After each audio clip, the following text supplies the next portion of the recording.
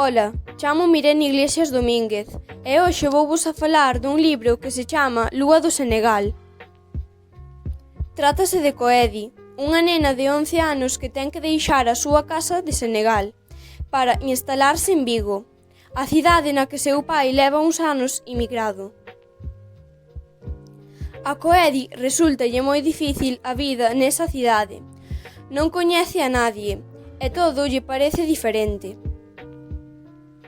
O único que non lle cambiou na súa vida foi a lúa que brilla sempre no ceo polas noites.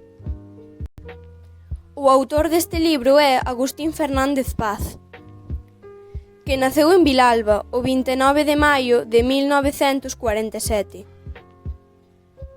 e faleceu o 12 de xulio do 2016, aos 69 anos de idade.